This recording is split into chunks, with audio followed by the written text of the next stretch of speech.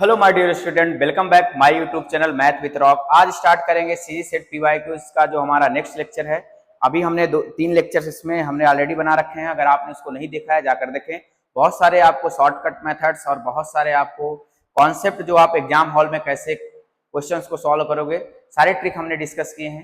ये हमारा इसमें से नेक्स्ट पार्ट है जिसमें हम डिस्कस करने वाले हैं कुछ और क्वेश्चंस पीवाईक्यूज। हम कुछ इसमें वीडियो लेक्चर्स भी लाने वाले हैं। जल्दी आप सभी को इस यूट्यूब चैनल पे सब्जेक्ट वाइज वीडियो लेक्चर्स भी अवेलेबल रहेंगे। तो तब तक हमसे आप कनेक्ट रहिए और वीडियो को लाइक शेयर और सब्सक्राइब करिए। हमारे पास एफ ऑफ एन गिवन है, f of n x given है एंड एफ एक्स की वैल्यू पूछ रहा है। एफ ऑफ एक्स जो है हमारे पास वो है summation n is equal to 0 to infinite f of n x then find the value of f of x. बहुत ही इजी क्वेश्चन है, आसानी से इस क्वेश्चन को आप सभी सॉल्व कर सकते हो।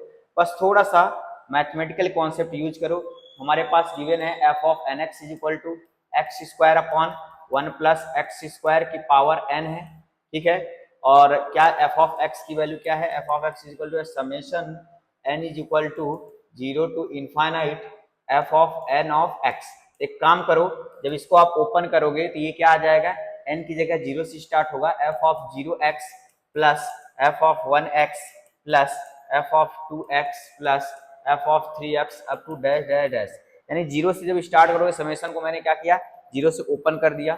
जब एफ ऑफ 0 की वैल्यू निकालोगे, यहाँ 0 रखोगे तो आ जाएगा x square plus x square upon 1 की वैल्यू रखेंगे तो 1 plus x square plus x square upon 1 plus x square की power 2 up to so on, ऐसे बढ़ते जाएगा। अब इसमें से आप देख रहे हो एक्स स्क्वायर सबसे कॉमन आ जाएगा, एक्स स्क्वायर को बाहर निकाल लो, ये आ जाएगा 1 plus 1 upon 1 plus x square plus 1 upon 1 plus x square की power 2 plus 1 upon 1 plus x square की power 3 up to so on dash dash. अब यहाँ से क्या करो, यहाँ ज्योमेट्रिक प्रोग्रेशन लगा लो। क्या होता है?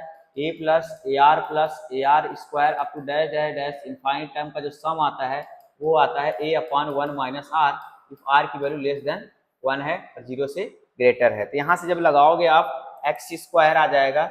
इसको जब इसमें ये वाली जीपी लगाओगे यानी ज्योमेट्रिक प्रोग्रेशन लगाओगे तो यहाँ से ए की वैल्यू कितनी है 1, 1 माइनस आर की वैल्यू निकालोगे तो 1 प्लस एक्स स्क्वायर आएगा।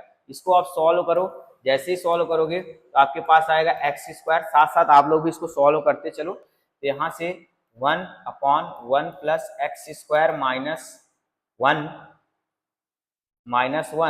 Upon 1 plus x square. तो यहाँ से प्लस 1 से माइनस 1 कट जाएगा, 1 प्लस एक्स स्क्वायर ऊपर चले जाएगा तो ये x square 1 plus x square और नीचे में क्या बचेगा एक्स स्क्वायर। एक्स स्क्वायर से एक्स स्क्वायर कैंसिल आउट तो हमारा जो इसका आंसर बचेगा 1 प्लस एक्स स्क्वायर। तो 1 प्लस एक्स स्क्वायर आपके कौन से ऑप्शन में करेक्ट है तो देख लो, तो ऑप्शन सी। बाकी सारे ऑप्शन क्या हो जाएंगे? इनकरेक्ट हो जाएंगे। ये हमारा 35 नंबर का क्वेश्चन था। नेक्स्ट क्वेश्चन चलते हैं। ये डायरेक्ट आप रिजल्ट यूज कर सकते हो। रिजल्ट क्या यूज होगा इसमें?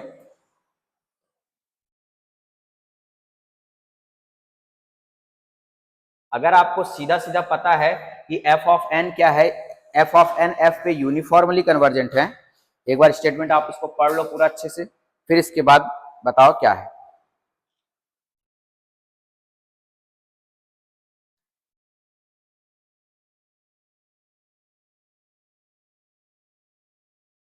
ठीक, अब इसका एक रिजल्ट जो है उसको देख लो। लेट, अगर मान लो डी सबसेट है आर का, कोई भी डी एक सबसेट है आर में, उसमें एफ ऑफ एन जो है, f of n is uniformly convergent to f है। एफ ऑफ एन जो फंक्शन है एफ पे क्या कर रहा है? यूनिफॉर्मली कन्वर्ज कर रहा है ऑन डी, डी के अंदर। ठीक, अगर उसके अंदर से एक x0 एक एलिमेंट है बिलोंग कर रहा है डी में, देन अगर x0 बिलोंग कर रहा है डी में, d dash, let x0 belong to d dash, limit x tending to x naught, limit x tending to x naught f of n of x। अगर आपके पास दिया हुआ है an, an मतलब कोई सीक्वेंस है, दिस इंप्लाइज करेगा कि पहला an इज कन्वर्जेंट होगा। पहली चीज an क्या हो जाएगा? कन्वर्जेंट। दूसरा, ये फर्स्ट है, सेकेंड पॉइंट, फर्स्ट में an convergent, second limit x tending to x not f of n of x is equal to क्या हो जाएगा? f of x, sorry limit x tending to f x not, f of x is equal to क्या हो जाएगा, limit n tending to infinite, limit x tending to x not, एक minute sorry देख लेता हूँ क्या है स्टेटमेंट, हाँ सही था, मैं सही लिखा, limit n tending to infinity a of n के क्या हो जाता है, इक्वल हो जाता है। ये दो आप स्टेटमेंट ध्यान रखो कि अगर fn f पे यूनिफॉर्मली कन्वर्जेंट है, ध्यान रखना ये कंडीशन होना क्या है, जरूरी है। अगर fn f पे यूनिफॉर्मली कन्वर्जेंट है, तो जैसे यहाँ दिया है limit t tending to x f of n of t is equal to क्या दिया है, an, तो दिस an इज, यहाँ क्योंकि देखो पहली condition fn of f uniformly convergent है, तो पहली कंडीशन ही है an क्या होने वाला है, कन्वर्जेंट होगा। दूसरा जो limit of f of x आएगा x tending to x not पे, वो किसके इक्वल हो जाएगा, limit n tending to infinity a of n। तो इसमें से आप देख लो कन्वर्जेंट कौन से ऑप्शन में है, फर्स्ट ऑप्शन में करेक्ट है, बाकी सारे ऑप्शन क्या है, इनकरेक्ट है। तो डायरेक्ट रिजल्ट से भी कर सकते हो, अगर आपको fn अगर f पे यूनिफॉर्मली कन्वर्जेंट गिवन है और आपको क्या बोल दिया गया है कि an सीक्वेंस के बारे में पूछ रहा है, तो जो an होगा वो कन्वर्जेंट होगा, और दूसरा जो इसकी लिमिट आएगी, an की लिमिट आएगी, वही हमारी किसकी आएगी, जो f जिसपे fn यूनिफॉर्मली कन्वर्ट करेगा, मतलब जो fx की लिमिट आएगी। ठीक है, तो ये क्वेश्चंस डायरेक्ट स्टेटमेंट बेस्ड थे। बहुत सारे क्वेश्चन आपको मिलेंगे स्टेटमेंट बेस्ड, और इसका भी मैंने क्या किया है, जो अगर आप फर्स्ट पार्ट देखे होंगे, इसमें मैंने इसके रिजल्ट लिखवाए थे केंटर्स थ्योरम से रिलेटेड। अगर आप इसका फर्स्ट पार्ट देखे हो, इसमें मैंने 4-5 रिजल्ट लिखाया था केंटर सेट से रिलेटेड। पहला क्या लिखाया था, canter set is uncountable, canter set is uncountable, हो सकता है इस वाले एग्जाम में आपको देखने को मिले और बाकी से। दूसरा लिखाया था measure of Cantor set is zero, measure is zero, measure क्या होता है, जीरो होता है, किससे रिलेटेड रिजल्ट है, रिजल्ट है रिलेटेड केंटर सेट से रिलेटेड ना। ठीक, ये रिजल्ट है Cantor set is uncountable, measure of Cantor set is zero, और थर्ड रिजल्ट इसी में है केंटर सेट क्या होता है, क्लोज जो होता है। फोर्थ है ये कॉम्पैक्ट होता है। फिफ्थ है परफेक्ट होता है, केंटर सेट परफेक्ट सेट होता है। और सिक्स्थ रिजल्ट है नो वेयर डेंस होता है, नो वेयर डेंस। तो इसलिए कुछ है 1 2 3 4 5 6 रिजल्ट हैं केंटर सेट से रिलेटेड, जिसमें से आप देखोगे इसी 2 रिजल्ट से 2 क्वेश्चन में आ चुके हैं। पिछला वाला भी क्वेश्चन था canter set related, I think उसमें पूछा था काउंटेबल और अनकाउंटेबल के बारे में पूछा था, उसमें अनकाउंटेबल ऑप्शन करेक्ट है। और इसमें पूछा है Cantor set then A is, अब देखो काउंटेबल लिखा है, अनकाउंटेबल होता है पहला रिजल्ट, नॉट कॉम्पैक्ट लिखा है, देख लो कॉम्पैक्ट होता है ये वाला result, nowhere dense it is correct, last वाला रिजल्ट एवरीवेयर डेंस इनकरेक्ट। इसका मतलब इसका ऑप्शन क्या हो जाएगा, option number B is correct. Direct result based है, आप डायरेक्ट रिजल्ट को लिख लो, नोट डाउन कर लो कॉपी में, हो सकता है नेक्स्ट एग्जाम जो होगा आपका कहीं ना कहीं ये रिजल्ट यूज हो जाएगा। ठीक है, ठीक है। नेक्स्ट क्वेश्चन ये भी आपका लीनियर अलजेब्रा का क्वेश्चन है, और अगर देखोगे, अगर आप पीवाई क्विज की प्रैक्टिस कर रहे होगे ना नेट वगैरह की, तो आपको ये क्वेश्चन एज इट इज दिख जाएगा। मतलब लीनियर के जो इसमें बहुत सारे क्वेश्चन आए हैं, 3-4 क्वेश्चन में एज इट इज नेट के पार्ट बी के क्वेश्चंस को उठा के रख दिया है, तो आप पार्ट बी नेट के क्वेश्चंस को प्रैक्टिस करते रहिए। ठीक, मैं उसकी सीरीज भी लेके आऊंगा, जो मैं नेट के गेट के क्वेश्चंस जो हमारे पार्ट बी हैं जो आ सकते हैं पेपर में, उनको भी हम करेंगे। ठीक, let A is then which of the following is correct. A हमारा दिया है डिटरमिनेंट है, ये है ना, ये डिटरमिनेंट है, मैट्रिक्स नहीं है।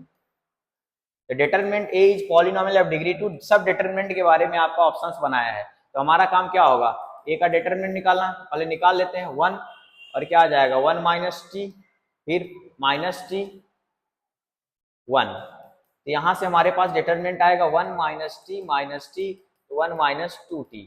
तो डिटरमिनेंट ए की वैल्यू जो आई वो आई determinant A is equal to 1 minus 2t। इसका डिग्री कितना है, determinant is polynomial of degree 2, ये इसका डिग्री लेकिन कितनी है, इसकी डिग्री तो 1 है, बट फर्स्ट ऑप्शन में क्या बोल रहा है, polynomial of degree 2, this is a incorrect. Determinant of 0 for all t belong to r, बोला फॉर ऑल, सेकेंड ऑप्शन क्या बोल रहा है, बी ऑप्शन बोला for all t belong to r determinant of a is equal to 0, but here अगर इसको determinant को 0 के इक्वल रखोगे, determinant a is equal to 0, तो क्या आएगा, this implies 1 minus 2t is equal to 0, तो 1 इज इक्वल टू 2t, तो t इज इक्वल टू क्या आएगा, सिर्फ हाफ पे इसका डिटरमिनेंट 0 है, यानी ओनली 1 पॉइंट, एक पॉइंट पे डिटरमिनेंट क्या हो रहा है, 1 पॉइंट, ओनली 1 पॉइंट पे डिटरमिनेंट क्या हो रहा है, 0 हो रहा है। यहाँ बोल रहा है कि determinant a is equal to for all t, तो बहुत सारे पॉइंट बिलोंग टू r बोल रहा है, यानी अनकाउंटेबल पॉइंट बोल रहा है। हम यहाँ पर सिर्फ एक पॉइंट पे, यानी t की वैल्यू जब मैं हाफ ले लूंगा, तो इस मैट्रिक्स का डिटरमिनेंट क्या आ जाएगा, 0 हो जाएगा। ये मैट्रिक्स ही था पेपर में, मैट्रिक्स है। तो determinant a is equal to 0 for infinitely many t belong to r, incorrect. Determinant a is equal to 0 for exactly 1 value of r, this option is correct. Means option इसका क्या correct आएगा, D correct आएगा। ठीक है, बन जाएगा। ये भी एज इट इज हमारा क्या था, पीवाई क्विज था। कौन से ईयर का, आई थिंक किसी ईयर का है, 2016 या 16 का ही आई थिंक, नेट का। ये आप कर सकते हो, बना रहे। अब ये देखो, let E be a non empty compact set in R. ध्यान से देखना, ये ई क्या गिवन है। ठीक, मैं इसको इस वाले कुछ एक बार इसको रीड आउट कर लो। ठीक, रीड आउट कर लो, इसके बाद मैं इसके एक पेज ऐड करता हूं। ठीक, क्वेश्चन जब आप पढ़ोगे तो बोला है let E be a non compact set in R, then which of the following statement is true. E को क्या दिया हुआ है, ई हमारा है, ई को गिवन है, ई जो सबसेट ऑफ आर है, और ई को क्या लिखा है, नॉन कॉम्पैक्ट, यानी ई कॉम्पैक्ट सेट नहीं है। ठीक, एक रिजल्ट होता है, रिजल्ट क्या है कि अगर मान लो ई सबसेट ऑफ आर है, इज कॉम्पैक्ट, अगर कॉम्पैक्ट है ये, तो if and only if and only if every continuous real valued function, every continuous real valued function on E is bounded। ठीक, ये रिजल्ट होता है। अगर E हमारा कॉम्पैक्ट है, अगर E हमारा कॉम्पैक्ट है, तो उसमें जितने भी रियल वैल्यूड फंक्शंस आएंगे E में, वो क्या होंगे, बाउंडेड होंगे। अब इस क्वेश्चंस के ऑप्शंस को आप रीड आउट करो। बोल रहा है every continuous function on E is bounded, और ये बाउंडेड बोल रहा है, बट यहाँ क्या दिया हुआ है, नॉन कॉम्पैक्ट। नॉन कॉम्पैक्ट में अगर कोई नॉन कॉम्पैक्ट आप सेट लेते हो, उसमें हर एक कंटिन्यूअस फंक्शन ई बाउंडेड हो, ये जरूरी थोड़ी है। ठीक, जैसे एग्जांपल लेना है फर्स्ट वाले के लिए, ऑप्शन को डिस्कार्ड करने के लिए, तो ई को आप क्या ले लो, 0,1, ये क्या है, नॉन कॉम्पैक्ट है। ठीक, और एफ ऑफ एक्स को क्या ले लो, 1/x, एफ ऑफ एक्स को क्या ले लो, 1/x, ये क्या है, कंटिन्यूअस है। एफ ऑफ एक्स कंटिन्यूअस है इस डोमेन में 0 to 1, but f of x is unbounded, f of x unbounded है। सो फर्स्ट ऑप्शन क्या हो जाएगा, इनकरेक्ट हो गया। तो फर्स्ट ऑप्शन इसका क्या हो गया, इनकरेक्ट हो गया, क्योंकि ये बोल रहा है कि हर एक कंटिन्यूअस फंक्शन क्या होंगे, बाउंडेड हो गए। बी में देखो, every continuous function on E is unbounded, अब बोल रहा है कि हर एक कंटिन्यूअस अनबाउंडेड होंगे। तो जब भी ऐसा क्वेश्चन बोल रहा है तो एक काम करो ना, सेकेंड ई बराबर क्या ले लो, आर, ये क्या होता है, नॉन कॉम्पैक्ट है। ठीक, अब f of x equal to कोई भी कांस्टेंट फंक्शन 1 ले लो, ये क्या है, एफ ऑफ एक्स क्या है, बाउंडेड है। यहाँ 1 ले लो, 0 ले लो, कोई भी ले लो कांस्टेंट फंक्शन तो बाउंडेड होता है। या फिर एक और ले लो, एफ ऑफ एक्स को क्या ले लो आप, साइन एक्स, ये भी कंटिन्यूअस होता है, ये पूरे आर में कंटिन्यूअस है, बट बाउंडेड है। But f of x is bounded, तो इसका मतलब है कि बी ऑप्शन भी हमारा क्या है, इनकरेक्ट हो गया। तो बी ऑप्शन भी इनकरेक्ट है। इसमें एग्जांपल ई बराबर क्या ले लिया था, आर, एफ ऑफ एक्स की वैल्यू क्या लिया हूं, साइन एक्स ले सकते हो आप, 0 ले सकते हो, 1 ले सकते हो, यानी कोई भी कांस्टेंट फंक्शन ले लो। और इसमें ई इक्वल टू क्या लिया था, 0,1, एफ ऑफ एक्स की वैल्यू क्या ले लिया था, 1/x। अब इसके बाद आओ, there exist continuous functions on E which is not a bounded. There existence की बात कर रहा है, ऑब्वियस है, एक कंटिन्यूअस फंक्शन हमें इसमें मिल जाएगा जो क्या होगा, बाउंडेड नहीं होगा। ठीक, नॉन कॉम्पैक्ट में बाउंडेड नॉट अ बाउंडेड, देखो यही वाला फंक्शन एग्जिस्ट करा दो, ई की वैल्यू क्या ले लो 0,1, एफ ऑफ एक्स की वैल्यू क्या ले लो 1/x, एग्जिस्ट कर गया ना, जो बाउंडेड नहीं है। तो ऑप्शन इसका क्या आंसर करेक्ट आएगा, ऑप्शन नंबर आ जाएगा सी, सी ऑप्शन इसका क्या है करेक्ट है 38 का। ठीक, नेक्स्ट क्वेश्चन, एग्जाम्पल लेना आप सीखो, एग्जाम्पल से क्वेश्चंस करना सीखो। ठीक है, इसमें भी कुछ रिजल्ट्स वगैरह भी यूज होंगे। पहले तो आपको पता होना चाहिए ऑर्थोगोनल मैट्रिक्स क्या होती हैं। तो ऑर्थोगोनल मैट्रिक्स क्या होती हैं ये आप पता होगा तो डायरेक्ट कर लोगे। ऑर्थोगोनल मैट्रिक्स कोई भी एक स्क्वायर मैट्रिक्स होगी n क्रॉस n, ऑर्थोगोनल होगी ए का ट्रांसपोज ए का ट्रांसपोज किसके इक्वल हो जाएगा, आइडेंटिटी मैट्रिक्स इक्वल हो जाता है, ऐसी मैट्रिक्स को ऑर्थोगोनल मैट्रिक्स बोलते हैं। बट हमें उसके डिटरमिनेंट पे बात किया हुआ है, सारे में डिटरमिनेंट निकालना है। तो डिटरमिनेंट दोनों साइड डिटरमिनेंट लेते हैं, डिटरमिनेंट ए इंटू ए का ट्रांसपोज इक्वल डिटरमिनेंट ऑफ 1 आई। यहाँ से हमारे पास क्या होगा, अलग अलग हो जाएगा, determinant of A into determinant of A is equal to 1, क्योंकि आइडेंटिटी मैट्रिक्स का डिटरमिनेंट क्या होता है 1 होता है। एक रिजल्ट और है कि डिटरमिनेंट ए ट्रांसपोज और डिटरमिनेंट ए दोनों आपस में क्या होते हैं, इक्वल होते हैं। यहाँ से क्या हो जाएगा, डिटरमिनेंट ऑफ ए लिख सकता हूँ, डिटरमिनेंट ए लिख सकता हूँ इक्वल टू 1, ये आ जाएगा डिटरमिनेंट ए का स्क्वायर इज इक्वल टू 1, यहाँ से determinant A is equal to आ जाएगा +-1। सो ऑर्थोगोनल मैट्रिक्स का जो डिटरमिनेंट होता है वो हो जाएगा +-1, बाकी सारे ऑप्शन इनकरेक्ट हो जाएंगे। आप एग्जांपल से भी कोई मैट्रिक्स लेके कर सकते हो, जैसे cos theta minus sine theta sine theta cos theta, इसका डिटरमिनेंट लेके ऑप्शन वगैरह डिस्कार्ड कर सकते हो, माइनस वाला और जीरो वाला डिस्कार्ड हो जाएगा। तो इसका डिटरमिनेंट आएगा, ये ऑर्थोगोनल मैट्रिक्स है ना, चेक कर लेना है कि नहीं है एक बार, ये ऑर्थोगोनल है। इसका जब डिटरमिनेंट निकालोगे तो cos square theta plus sine square theta is equal to क्या आएगा 1। तो यहाँ से आप ऑप्शंस को डिस्कार्ड कर सकते हो, माइनस वाले को भी डिस्कार्ड करना है, एक ऑप्शन आपको एग्जांपल लेना है उसके लिए। ठीक, बन जाएगा ये। नेक्स्ट क्वेश्चन है, अब इसको देखो, अब आप कुछ भी पढ़ के थोड़ा बहुत भी गए हो ना तो क्वेश्चंस हो जाएंगे, बट थोड़ी थोड़ी चीजें आपको पता हो, जैसे कंप्लीट मीट्रिक स्पेस क्या होता है। ठीक, तो सबसे पहले क्या, कंप्लीट मीट्रिक स्पेस, शॉर्ट में समझा देता हूं, पूरा डेफिनेशन नहीं लिख रहा हूं। मान लो एक्स डी एक मीट्रिक स्पेस है, एक्स एक मीट्रिक स्पेस है, एक्स को हम क्या बोलेंगे, कंप्लीट है, x is said to be complete metric space if every Cauchy sequence in x is convergent in x। अगर कोई भी Cauchy सीक्वेंस x के अंदर लेते हो, अगर उसी के अंदर कन्वर्ज कर जाती है तो ऐसे स्पेस को क्या बोला जाता है, कंप्लीट मीट्रिक स्पेस। y भी है कंप्लीट सब स्पेस, y को भी बोला गया है कंप्लीट सब स्पेस क्या है, x का, मतलब y भी क्या है, कंप्लीट है। यानी ये मान लो आपका x हो गया और ये मान लो y हो गया, ये x है, तो y भी क्या है, x तो कंप्लीट है ही है, y भी क्या है, कंप्लीट है, यानी कंप्लीट मीट्रिक स्पेस है। अगर y कंप्लीट मीट्रिक स्पेस है, यानी जितने भी Cauchy सीक्वेंस y के अंदर लूंगा, जितने भी Cauchy सीक्वेंस होंगे, Cauchy सीक्वेंस जितने भी y में होंगे, इन y कन्वर्जेंट इन y, अगर y से Cauchy सीक्वेंस उठाऊंगा तो y में क्या होंगे, कन्वर्जेंट होंगे। यानी जो हमारा लिमिट पॉइंट का सेट आएगा, यानी y डैश जो आएगा वो किसका सबसेट आ जाएगा, y का। y डैश मतलब जिस पॉइंट पे सारी सीक्वेंसेस क्या होंगी, कन्वर्ज करेंगी। मान लो मैंने एक सेट लिया b एक सेट ले रहा हूं सीक्वेंस xn का, सच दैट लिमिट ऑफ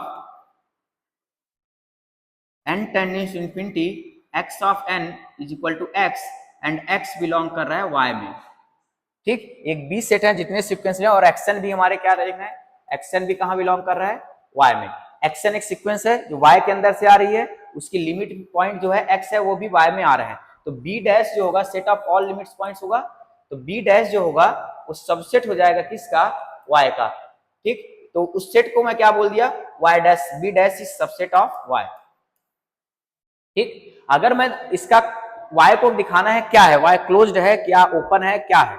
अब देखो, अगर सारी सीक्वेंसेस उसी के अंदर कन्वर्ज कर जाती हैं, ध्यान से समझना इसको, अगर सारी सीक्वेंसेस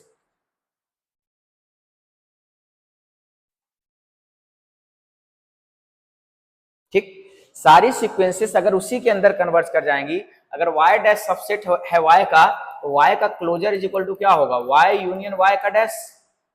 तो यहां से अगर y डैश y का सबसेट है, y डैश y का सबसेट है, तो दिस इंप्लाइज y का क्लोजर क्या आ जाएगा, y आ जाएगा। इसका मतलब ये y हमारा क्या हो गया, क्लोज्ड हो गया।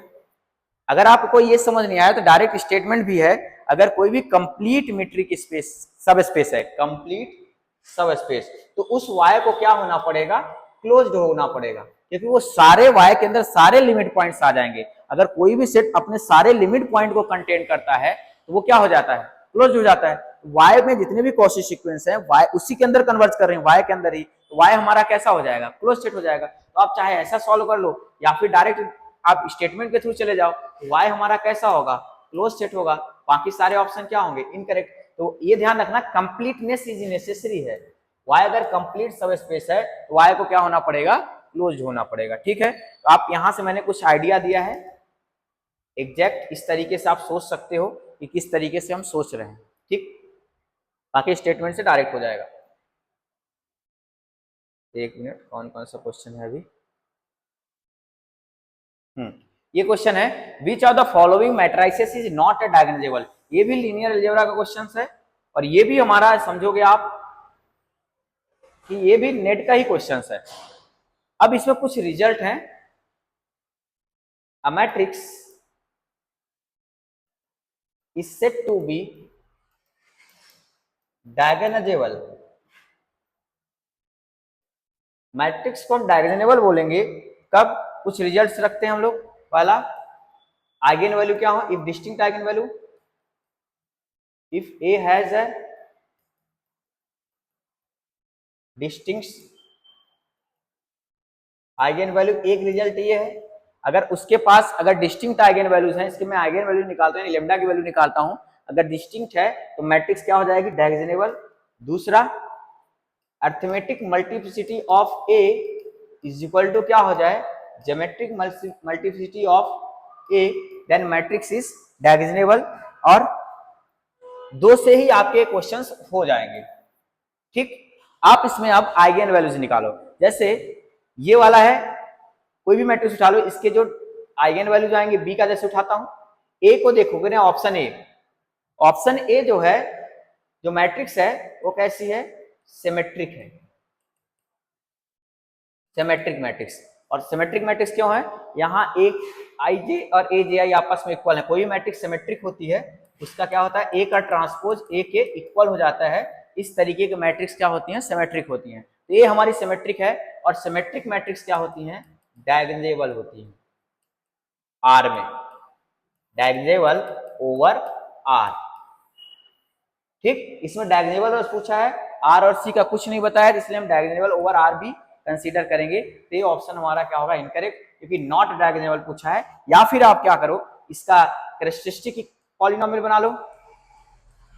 क्या आता है, x square minus trace, trace कितना आएगा, 2 1 3 3x, डिटरमिनेंट कितना आएगा, +1। तो इसका जो आइगन वैल्यू आएंगी वो आ जाएगी, मल्टीप्लाई करने पे 1 आए, जोड़ने पे 2 1 जा 2 -1।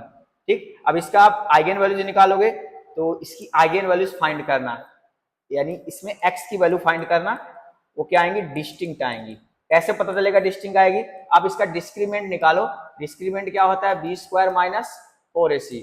ठीक, बी स्क्वायर मतलब 3 का स्क्वायर माइनस 3 का स्क्वायर, ये बी की वैल्यू होगी, और ये ए, इसमें ए बी सी क्या होगा, ये 10th क्लास का है ना, ए की वैल्यू 1 हो जाएगी, बी की वैल्यू -3 हो जाएगी, और सी की वैल्यू क्या आ जाएगी, 1। तो 3 का स्क्वायर -4 इंटू 1 इंटू 1, 9 - 4 क्या आया, 5, विच इज ग्रेटर देन 0। जब d की वैल्यू ग्रेटर देन 0 होते हैं, eigen value are real and distinct. इसकी eigen value, sorry, roots are real and distinct. इसके रूट्स क्या होंगे, रियल होंगे एंड डिस्टिंक्ट होंगे। तो हमें आगे जाने की जरूरत नहीं है, आप इसमें फॉर्मूला लगा के सॉल्व करने की जरूरत नहीं है। रियल और डिस्टिंक्ट आ गया आइगन वैल्यू, तो मैट्रिक्स क्या हो जाएगी, डायगोनलाइजेबल। पहली चीज डन।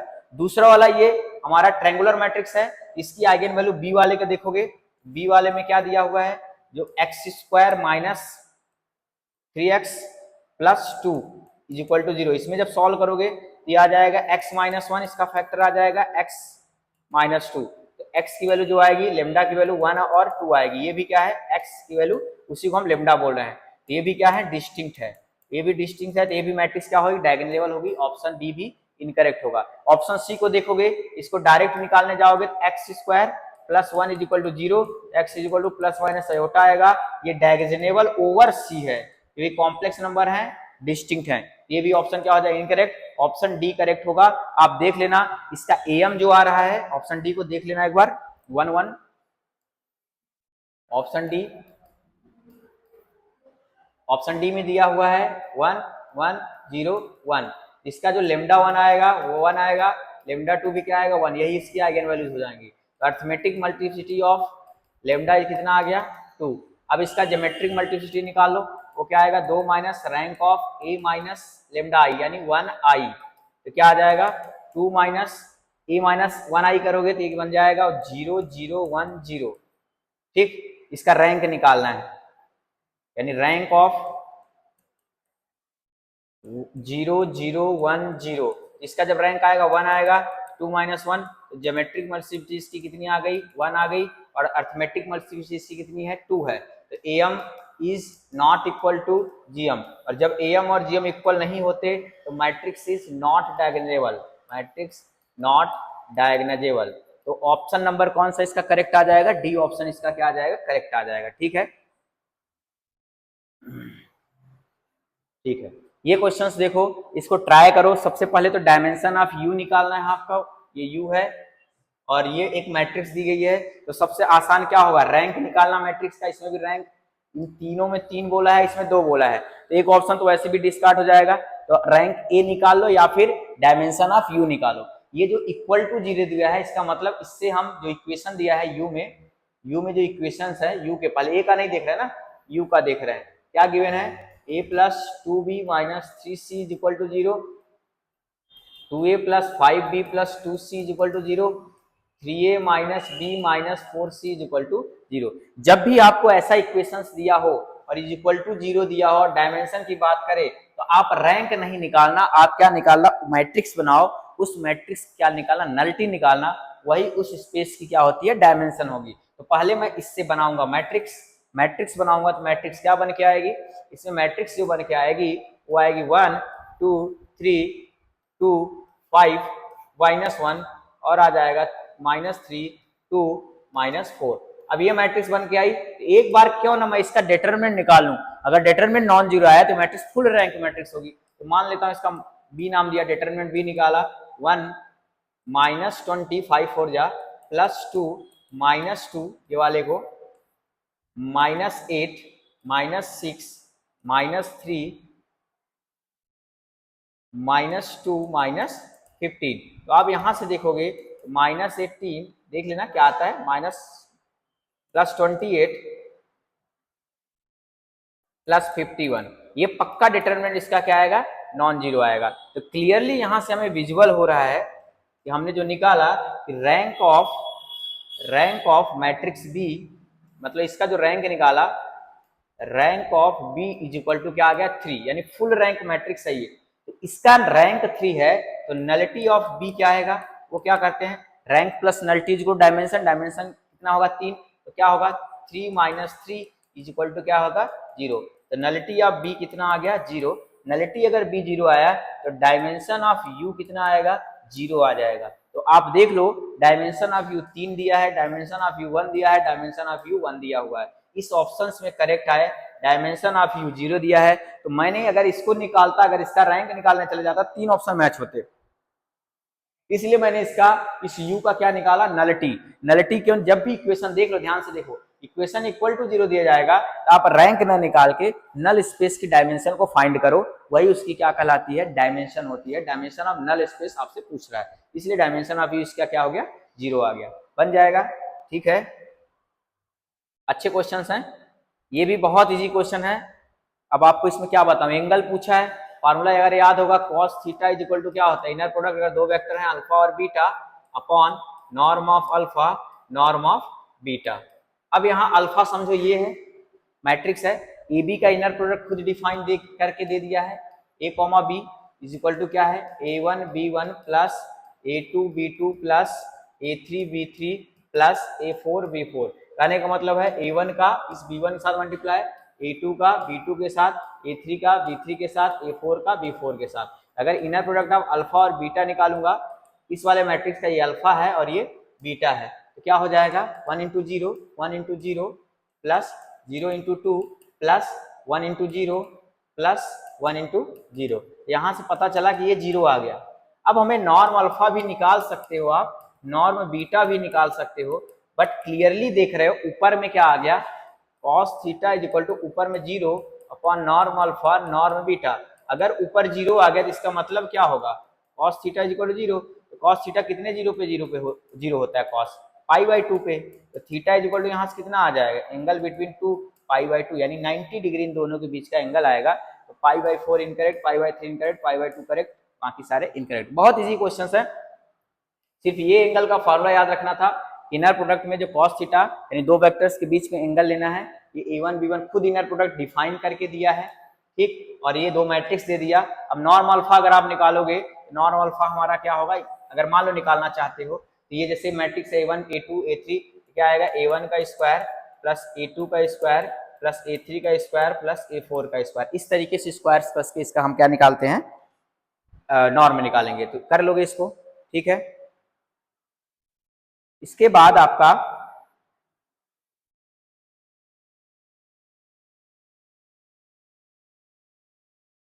इसके बाद कुछ क्वेश्चंस और हैं आपके, जैसे क्वेश्चन नंबर,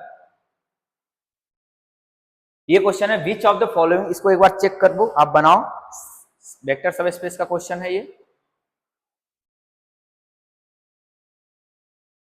एक बार इसको क्वेश्चंस को मैंने बता चुका हूं, आपके PYQs अगर सीरीज आप फॉलो कर रहे होंगे तो ये क्वेश्चंस का आपको आपसे बन जाएगा।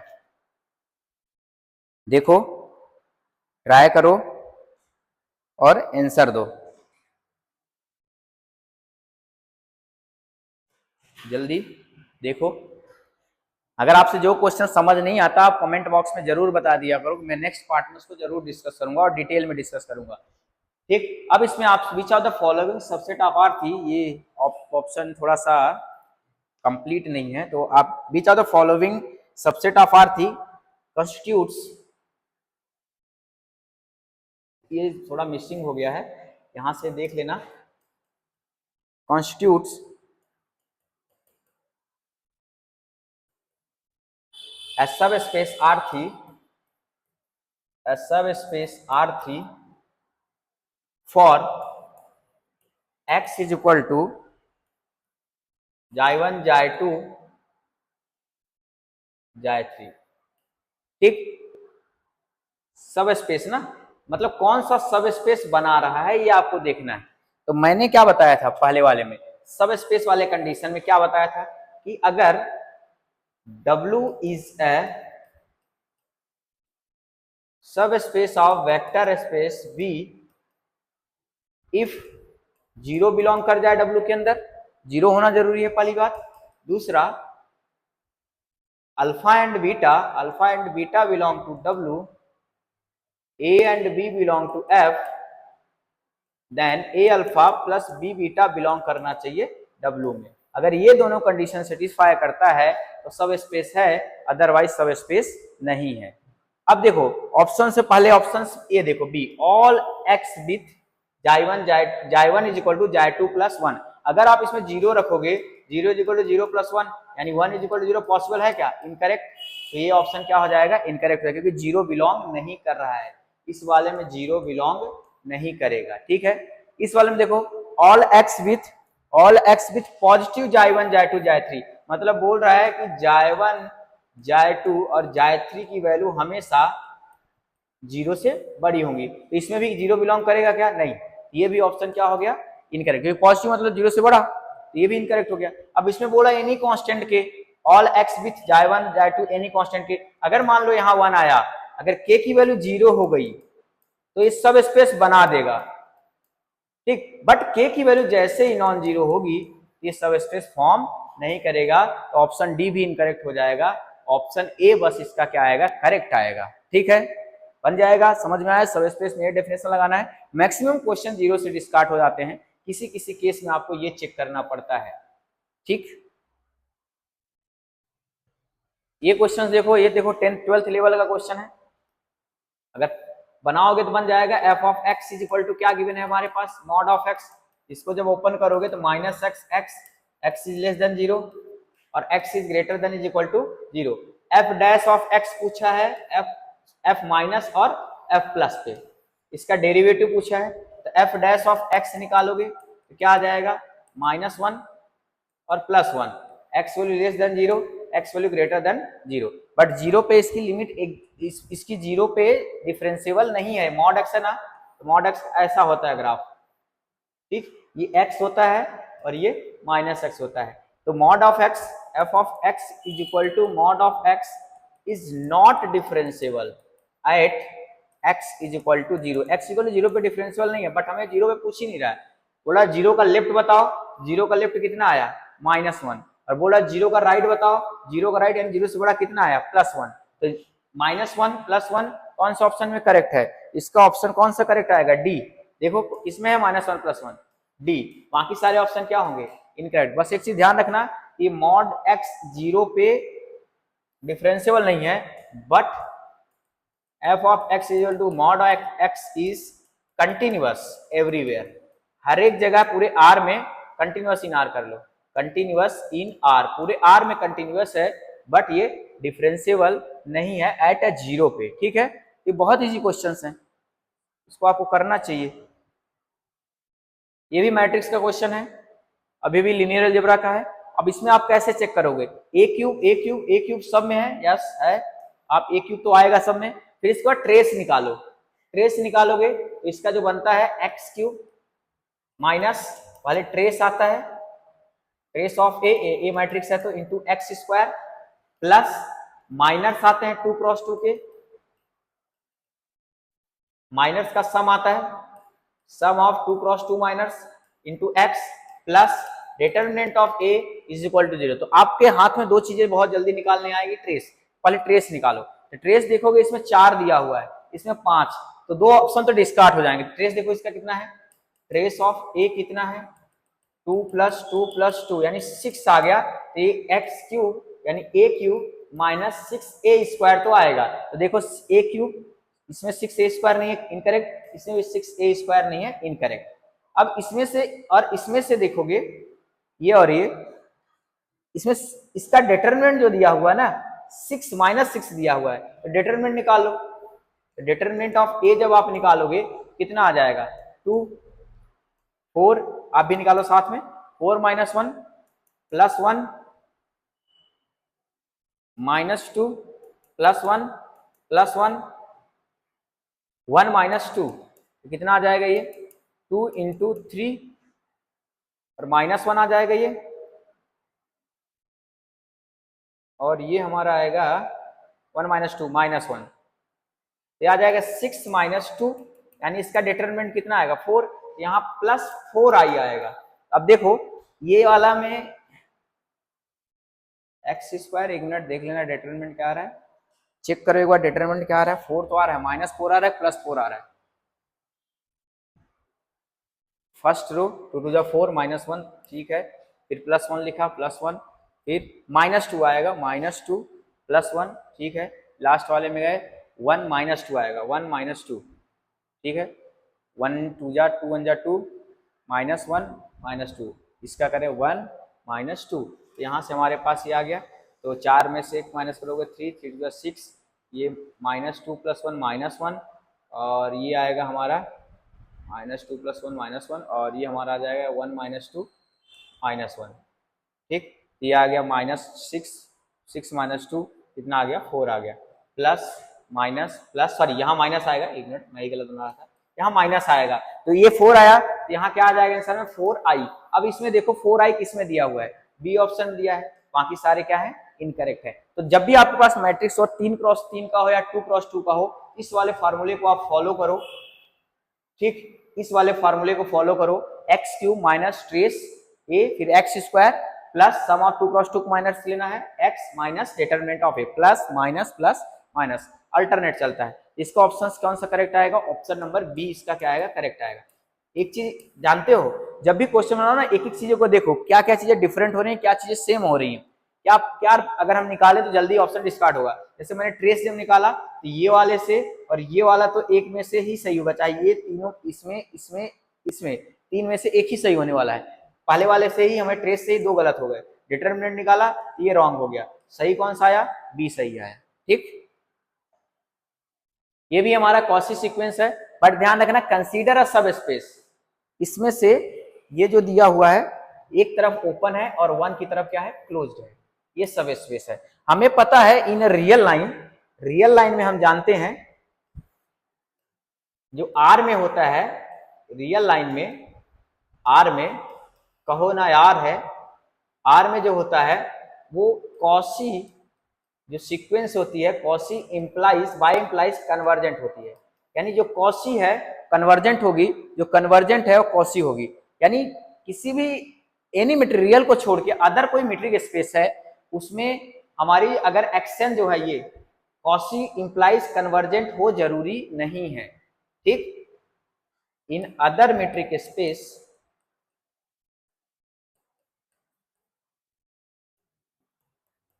Cauchy doesn't implies convergent, Cauchy convergent को इंप्लाई नहीं करती, बट कन्वर्जेंट इंप्लाइज क्या होती है, कॉची होती है। ये ध्यान रखना, यहां x n is equal to 1/n है। ठीक, ये कॉची है,